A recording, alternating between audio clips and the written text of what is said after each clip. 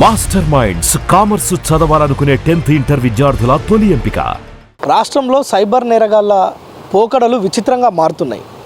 రోజుకో విధంగా సైబర్ నేరాలు చేస్తూ అమాయకుల బ్యాంకు ఖాతాలను కొల్లగొట్టడమే కాకుండా చాలామంది తమ ప్రాణాలు తీసుకునేంత వరకు కూడా సైబర్ నేరగాళ్ల ఉచ్చులో విలవిలలాడిపోతున్నారంటే ఆశ్చర్యం లేదు. నిన్న మొన్నటి వరకు ఏదైతే డిజిటల్ ఫేక్ అరెస్టులు దాదాపు సంచలనంగా మారాయో, ప్రస్తుతం కొంత రూటు మార్చారు. మొత్తం కూడా ఈ యొక్క డిజిటల్ అదేవిధంగా ఆన్లైన్ మోసాలకు పాల్పడే వారు తమ రూటు మార్చి ఇప్పుడు ఎవరైతే ప్రముఖులు, కేంద్ర మంత్రులు, రాష్ట్ర మంత్రులు ఉంటారో వారి పేరుతో ప్రభుత్వ పథకాల మీద ఒక చిన్న వీడియో, డీప్ ఫేక్తో ఒక వీడియోలు తయారు చేసి ఆ వీడియోలను బాధితులకు పంపించి బాధితుల ఆ యొక్క లింకును ఓపెన్ చేసి వీడియోలు చూసి లింక్ ఓపెన్ చేయగానే వారి ఖాతాల్లో ఉన్న డబ్బు పోవడమే కాకుండా వారి ఫోన్లలో ఉండే విలువైన సమాచారం కావచ్చు, వారికి సంబంధించిన ఫోటోలు, వీడియోలు, సమాచారం ఏదైతే ఉంటుందో దాన్ని అంతా కూడా అపహరించి వారిని అడ్డగోలుగా బెదిరింపులకు తెగబడి కోటాను కోట్ల రూపాయలు అపహరించుకుపోతున్నారంటే నిజానికి ఆశ్చర్యపడాల్సిన అవసరం లేదు. ఎందుకంటే మనం మొన్నే చూసాం ఈ యొక్క డిజిటల్ ఫేక్ అరెస్టులు ఏవైతే ఉన్నాయో ఇందులో మన రాష్ట్రానికి సంబంధించిన ఒక మాజీ విశ్రాంత ఉద్యోగి దాదాపు 8 కోట్ల రూపాయలు ఇంట్లోనే తను డిజిటల్ ఫేక్ అరెస్టుకు గురై, అంటే తను ఇంట్లోనే అరెస్ట్ అయినట్లుగా తానే భావించి, అంటే వారలా క్రియేట్ చేస్తుంటారు ఎవరైతే సైబర్ నేరగాళ్ళు ఉంటారో వాళ్ళు ఇంట్లో నుంచి బయటికి వెళ్లకుండా తమ ఖాతా నుంచి కోటాను కోట్ల రూపాయలు దండుకుంటుంటారు. అయితే ఆ తెలంగాణకు సంబంధించిన ఒక విశ్రాంత ఉద్యోగి కూడా 7 కోట్ల రూపాయలు మోసపోయిందంటే మనం ఎంత తీవ్రత ఉంటుంది, ఏ విధంగా భయభ్రాంతులకు గురి చేస్తారు అనేది మనం అర్థం చేసుకోవచ్చు. మరొక అంశానికి సంబంధించి అదే ఇంకో రాష్ట్రానికి సంబంధించిన మాజీ ముఖ్య కార్యదర్శి తను 5 కోట్ల రూపాయలు ఈ డిజిటల్ ఫేక్ అరెస్టుకు సంబంధించి, అంటే ఏదో ఒక మాయమాటలు చెప్పడం, వారిని డిజిటల్ ఫేక్ అరెస్ట్ చేయటం, ఇంట్లోనే ఉంటూ వారి ఇంట్లో ఉన్న డబ్బు, నగదు మొత్తం కూడా బ్యాంక్ అకౌంట్లు కూడా గుల్ల చేయటం, వారి యొక్క కొత్త డిజిటల్ ఏదైతే ఈ యొక్క సైబర్ నేరాలు ఉంటాయో అందులో వారు రూటు మార్చి యొక్క దుర్మార్గాలకు పాల్పడుతుంటారు. అయితే ఇందులో చాలామంది నగదు కోల్పోవడమే కాదు తమ ప్రాణాలను కూడా కోల్పోతుంటారు చాలామంది.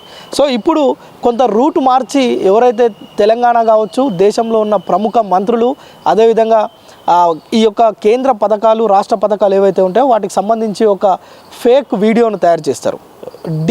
డీప్ ఫేక్ ద్వారా వీడియోను తయారు చేస్తారు. ఆ వీడియోని సదరు బాధితులకు పంపిస్తారు. ఫస్ట్ ఆ వీడియో చూసిన తర్వాత ఇదంతా కూడా అబ్జర్వ్ చేస్తుంటారు ఈ యొక్క సైబర్ నేరగాళ్ళు.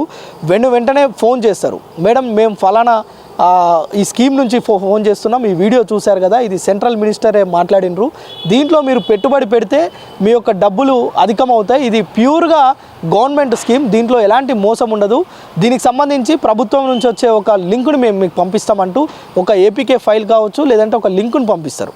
ఆ లింకును ప్రభుత్వం నుంచి వచ్చే లింక్ అని చెప్పి మనం దాన్ని ఓపెన్ చేసినప్పుడు మన ఫోన్లో ఉన్న విలువైన సమాచారంతో పాటు ఏదైతే మనం దాచిపెట్టుకున్న అత్యంత విలువైన సమాచారం ఏదైతే ఉంటుందో అదంతా కూడా వారు అపహరిస్తుంటారు. మన బ్యాంకు ఖాతాలు అప్పుడే గుల్లవుతాయి.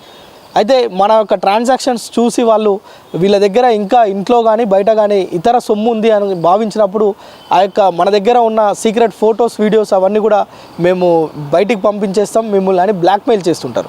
సో వీటి పట్ల ఇంకా కొన్ని చాలా డిఫరెంట్గా జరుగుతున్నాయి. పోలీసులమంటూ ఫోన్ చేస్తుంటారు, మేము ఫలానా పోలీస్ స్టేషన్ అని చెప్పి ఆ యొక్క ట్రూ కాలర్లో తమ ఫోటో, ఐడి, అదేవిధంగా ఆ పేరు మొత్తం కూడా మార్చేసి అది ఆ ఐడితో, ఫేక్ ఐడితో కాల్ చేస్తారు.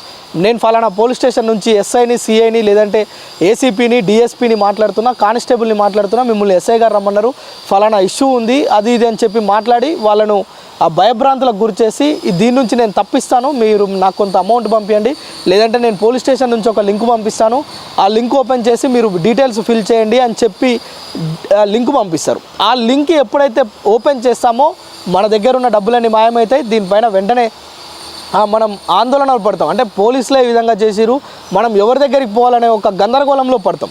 అయితే తప్పనిసరిగా ఇలాంటి ఏవైతే అనుమానాస్పద మెసేజ్లు కానీ, ఏపీకే ఫైల్స్ కానీ, లింక్స్ కానీ వచ్చినప్పుడు వెంటనే మీ సమీపంలో ఉన్న పోలీసులకు సమాచారం అందించడంతో పాటు అవకాశం లేకపోతే 100 పోలీసులకు అత్యవసర నెంబర్కి ఫోన్ చేసి సమాచారం అందించాలి. లేకపోతే మీ ఇల్లు గుల్ల అవుతుంది, మీ ఒళ్ళు గుల్ల అవుతుంది. ఇది మాత్రం మర్చిపోవద్దు. సైబర్ నేరగాళ్ళు ఎప్పటికప్పుడు ప్రభుత్వ పథకాలు ఏవైతే ఉన్నాయో ఇప్పుడు ప్రస్తుతం ముద్ర లోన్స్ కావచ్చు, ప్రభుత్వం ఇచ్చే ఆర్థిక భరోసా కార్యక్రమాలు ఏవైతే సూర్య గారు కావచ్చు, ఇలాంటి పిఎం కిసాన్ కావచ్చు, ఇలాంటి పథకాల పేరుతోటి సైబర్ నేరగాళ్ళు కాల్స్ చేయటం, మెసేజ్ చేయటం, లింకులు పంపించడం ఎవరికైనా చేస్తే తప్పనిసరి మీరు వెంటనే సైబర్ నేరగాళ్ళు చేస్తున్న పనిగా మీరు భావించి వెంటనే పోలీసులకు సమాచారం అందించాలి. లేకపోతే మీ బ్యాంకు ఖాతా గుల్ల కావడంతో పాటు మీరు సమాజంలో ఇది బయట చెప్పుకుంటే ఇజ్జత్ పోతుందేమో అని చెప్పి చాలామంది ఇంట్లో నుంచి బయటికి రావట్లేరు. మనం గత ఏడాది కనుక చూస్తే దాదాపు 19% నేరాలను పోలీసులు సైబర్ సెక్యూరిటీ పోలీసులు అధిగమించారు, వాటిని నియంత్రించారు. సో పోలీసులు ఎప్పటికప్పుడు వీటిపైన దృష్టి పెడుతున్నారని చెప్పి కొత్త మార్గాలను అన్వేషిస్తున్నారు సైబర్ నేరగాలు. వీరిపైన ఎలాంటి కాల్స్ వచ్చినప్పటికీ కూడా ముఖ్యంగా సాఫ్ట్వేర్ ఎంప్లాయీస్, అదేవిధంగా రిటైర్డ్ ఎంప్లాయీస్, ఎవరైతే bank employees, teachers, private employees కూడా ఎవరైతే ముఖ్యంగా మహిళలను టార్గెట్ చేస్తారు. ఎందుకంటే వారు 10,000 రూపాయలు పెట్టుబడి పెడితే ఫస్ట్ 10కి 10 20,000 లాభం చూపిస్తారు. సో ఇలా ఆశపడి ఆవేశపడి ఇంట్లో ఉన్న సొమ్మంతా తీసుకుపోయి వాళ్ళ లింకులో కనుక మనం పోస్ట్ పెడితే ఆ డబ్బు మనకు రాకపోగా మన ప్రాణాల మీదకి తెచ్చుకుంటాం. ఎందుకంటే పిల్లల పెళ్ళిళ్ళ కోసం, అదేవిధంగా లోన్స్ క్లియర్ చేసేందుకు, ఇల్లు కట్టేందుకు, ఇల్లు కొనుక్కునేందుకు చాలామంది డబ్బులు దాచుకుంటుంటారు.